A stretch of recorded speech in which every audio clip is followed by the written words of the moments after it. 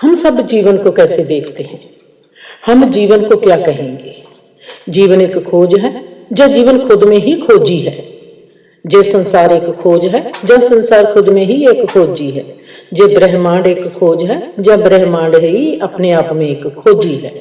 हम क्या कहेंगे? जे हमारी देखनी पर, हमारी सोच पर, हमारे भाव पर डिपेंड करता है। हमारी सोच कहाँ पर डिपेंड करती है? हमारे हालात पर, हमारी परिस्थिति पर, हमारे रिश्तों नातों पर। हम कैसे देखते हैं, कैसे सुनते हैं और क्या हम देखते हैं और क्या हम बोलते हैं, इस पर डिपेंड है। हम सब ही अपने अपने जीवन में, अपने अपने क्षेत्र में बहुत ही अद्भुत खोजी हैं और हमारी खोज क्या है जिसकी हम तलाश करते हैं। हम उस तलाश में कामयाब होंगे या नहीं होंगे, हम ये तो नहीं कह सकते। ऐसे ही मेरी एक तलाश है। मेरी तलाश क्या है? मैंने जीवन के असली रूप को देखना है, मैंने उस रूप को पहचानना है, फिर मैंने उस रूप को जीना है।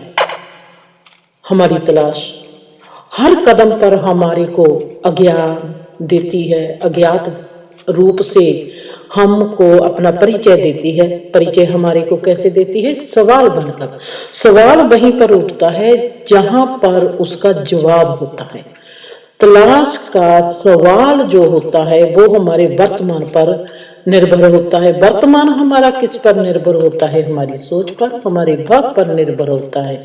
रिश्ते नाते जो कुछ भी हमको मिला हुआ है इस जीवन में, वो हमारी तलाश का विषय बन जाता है।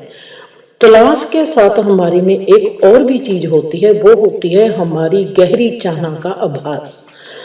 तलाश हमारे अस्तित्व की मंजिल होती है। ऐसे ही जो चाहना होती है वो हमारे व्यक्तिगत जीवन की जीने की मंजिल होती है।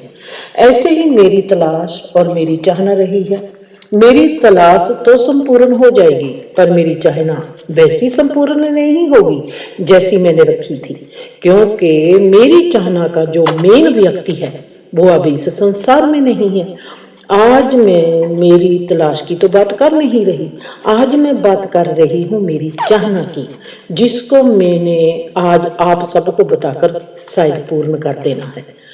अगर ये जीवन शाश्वत जीवन है तो वो व्यक्ति भी इस चाहना को जरूर सुन लेगा। जे मेरी चाहना का जो वाइब्स है, जो आभा है, उस तक जरूर पहुंच जाएगी। वो व्यक्ति, वो इंसान, वो रिश्ता, वो एहसास, वो अनुभव, वो महसूसियत, वो भोली भाली सूरत और सादगी से भरी शख्सियत, वो कमली सी पगड़ी का मालिक, वो जिसकी आंखों में हंसी थी, वो जिसके होठों पर एक थरथराहटी हुई एक सुर थी, जो सजना चाहती थी, जो बजना चाहती थी, जो बज ना पाई, वो जो दर्द से कांप सकता था पर दर्द दे नहीं सकता था, वो जो सुकड़ के जीवन को जी सकता था पर खुल के हंस नहीं सकता था, वो जो खुद को निचोड़ सकता था पर कड़वी बोल नहीं बोल सकता था, जिसको घर के लोग क्या, बाहर के लोग क्या, सब कहते थे कि ये साधु स्वभाव है, पर मैंने तो कभी नहीं कहा था। जिनके लिए वो सबसे अच्छा इंसान था, पर उसकी कदर उनमें से किसी ने नहीं पाई। और मेरे लिए वो इंसान क्या था? उसकी चाल ढीली सी, उसका उठना बैठना तुरना फिरना ढीला सा होता था, सादगी में। मैं उसके शरीर में से देखूं कि कहीं पर भी उसमें आकड़ है नहीं है, ना ही बोलों में, ना ही सुनने में, ना ही चलने में, ना ही कपड़ों में। जिसके बोल थिरकते हुए यात्रा करते थे, जिसके कपड़े सादगी से सजे हुए कमली रमली पगड़ी के साथ फबते थे, जिसके गोरे रंग में सदा ही बदामी रंग की आभा खिली हुई मिलती थी, जिसका असर मेरे कन कन में आइडल बन के घूमता था, वो व्यक्ति कौन था? वो व्यक्ति मेरा बाप था।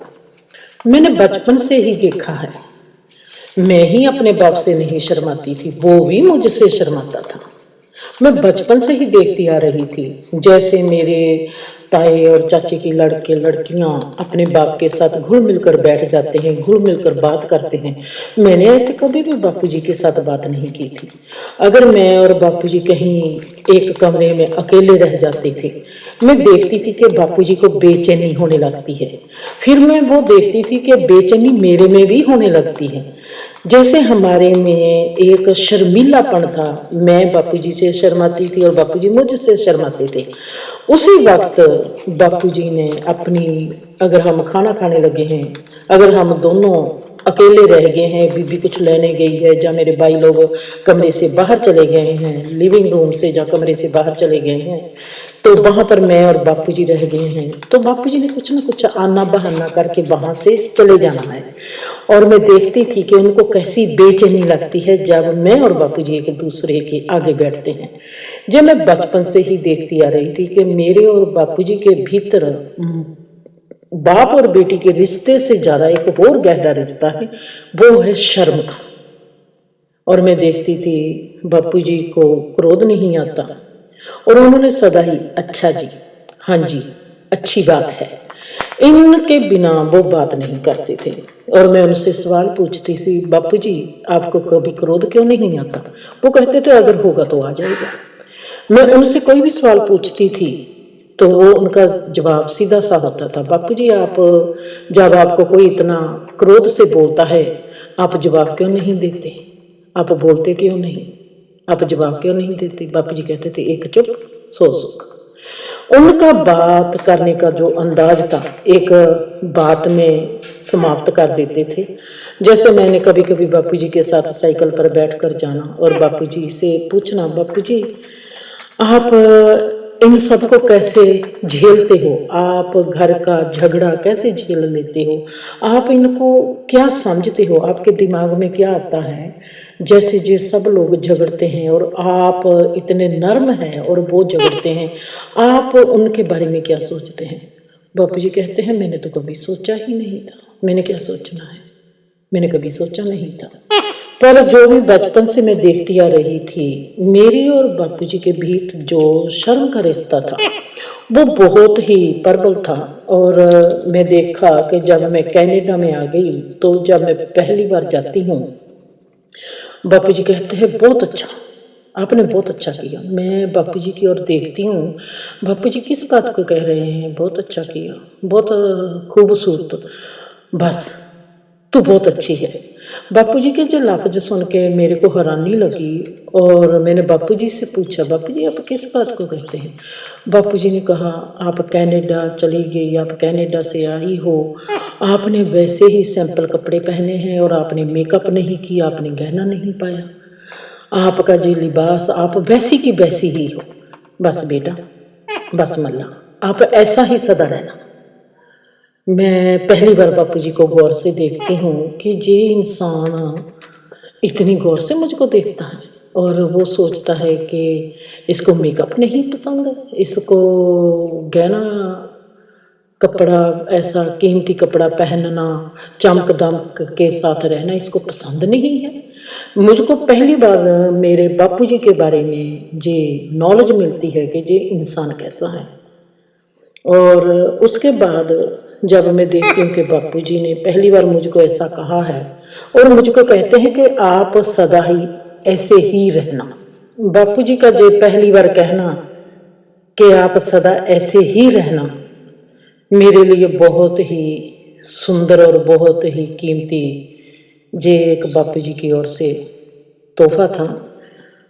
मेरे को ऐसा लगा कि बापूजी को मेरा अस्तित्व, मेरी होंद बहुत मायने, बहुत ही कीमती लगता है और उनके लिए मैं बहुत ही एक अच्छा अनमोल गिफ्ट हूँ।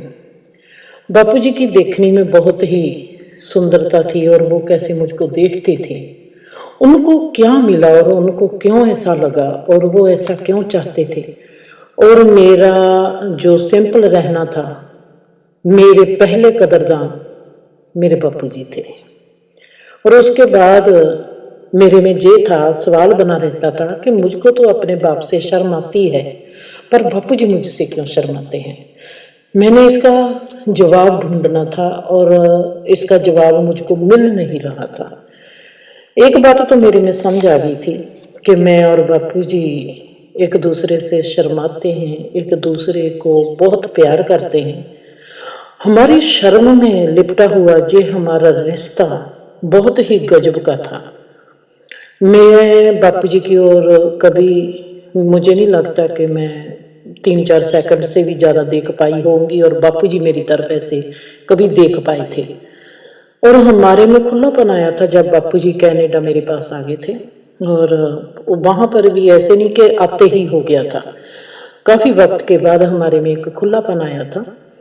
और जब मेरे को ये पता लगा था कि मेरा और बापू जी का जो रिश्ता है ये बहुत ही रूह का रिश्ता है, और मेरा शर्माना और बापू जी का शर्माना, इस शर्माने के पीछे भी एक बहुत ही सुंदर और एक बहुत ही गहरा रिश्ता है। शर्माते हम किसी से हैं, हम जिसको बड़ा मानते हैं। मैं सोचती थी कि बापू जी मेरे से बड़े हैं, मेरा बाप है, और इसलिए मैं उनसे शर्माती हूँ, पर मैं नहीं, ये बात नहीं थी। हमारे से बहुत बड़े हैं, मेरा दादा मेरे से बड़ा था, ताया चाचा बड़े लोग मेरे से बड़े थे, क्या मैं उनसे शर्माती थी? नहीं, मैं शर्माती थी सिर्फ बापू जी से।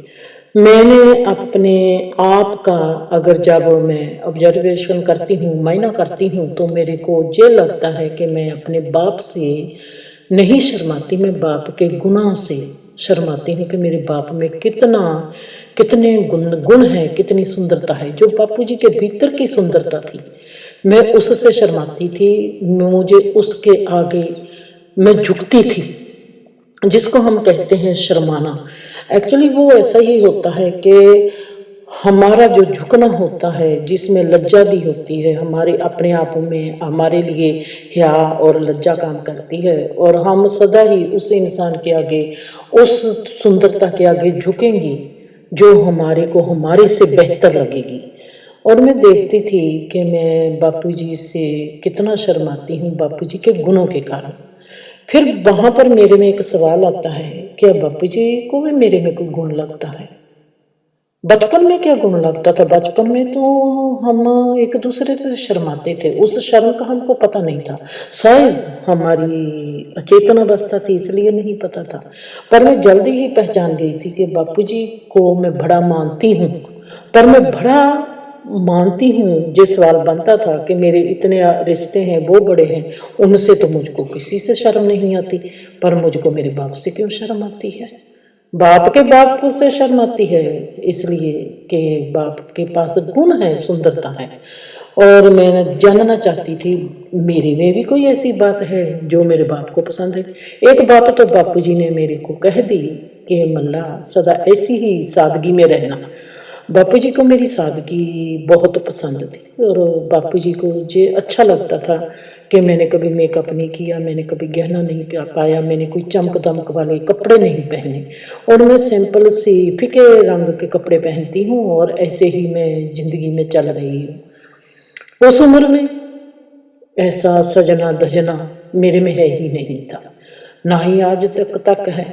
और मैं सोचती थी बापू जी को मेरा सादा भेष पसंद है, इसलिए बापू जी को मैं पसंद हूँ।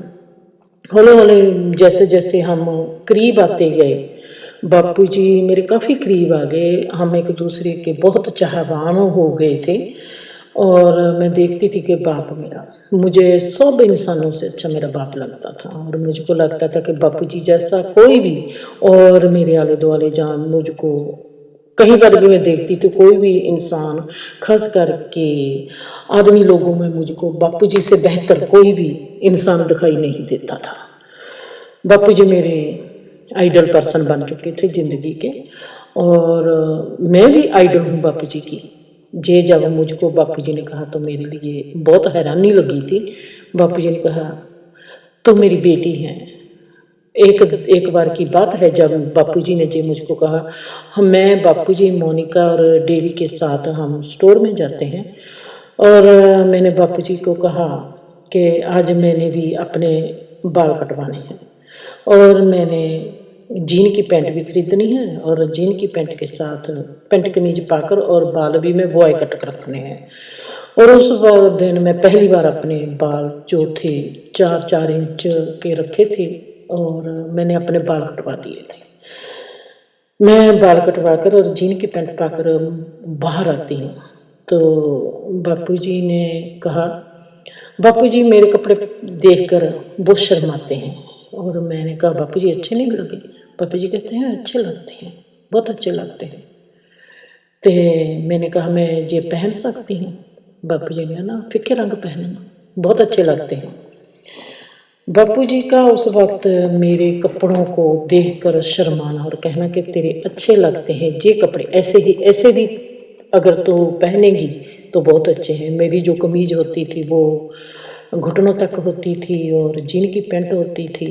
तो बापू जी का मेरी ओर देखकर ऐसे बोलना और ऐसा कहना मेरे लिए बहुत ही गजब का था।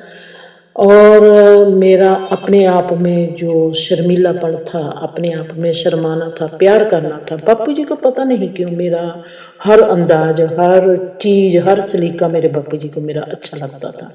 मैं देख चुकी थी, बापू जी की आंखों में पड़ चुकी थी और बापू जी मुझको एक दो बार कह चुके थे कि मैं सबसे ज्यादा तेरे को प्यार करता हूँ। मुझे जीवन में अगर कोई जीवन में पसंद आया है तो मुझको तो आई है। और मेरे लिए ये बहुत मान की बात थी कि बापू जी की मैं आइडल बेटी कहूँ या औरत जात में उनके आइडल माँ नहीं थी, उनकी बीवी उनकी आइडल नहीं थी, उनकी बहन उनकी कोई आइडल नहीं थी, उनकी अपनी बेटी उनकी आइडल बेटी थी। और मुझको बहुत अच्छा लगा था। ऐसे ही मैं बापू जी की ओर देखते देखते सोच रही होती थी कि काश मैं अपने बाप से पहले मर जाऊं। पता नहीं क्यों मुझको लगता था जो अर्थी है वो एक्चुअली डोली है।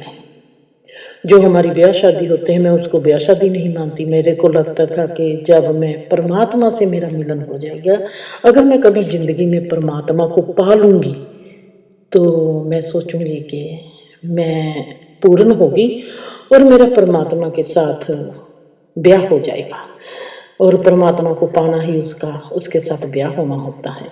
और मैं देखती थी कि पूर्ण तो उस दिन ही होगा फिर जब अर्थी उठेगी। मेरे को बहुत ही मेरा जो निवेकली जी चाहना थी, निवेकला जो मेरा शौक था, किसी का सुना नहीं था और मेरे में था कि बापू जी मेरे साथ मेरी अर्थी को मेरी डोली बनाकर तोड़े। और मेरे को एक सुहाग बहुत पसंद था और मैं सदा ही चाहती थी जब मेरी अर्थी उठेगी काश मेरे बापू जी ये मेरे साथ मेरा सुहाग गाए। और मैं आपको वो सुहाग सुनाकर अपनी बात आज जहाँ पर समाप्त करूँगी, क्योंकि आज मेरे बापू जी की 30वीं एनिवर्सरी है, डेथ एनिवर्सरी है। और वो कहीं पर भी है, मुझको पता है कि वो खुश हैं, शांत हैं, सुखी हैं।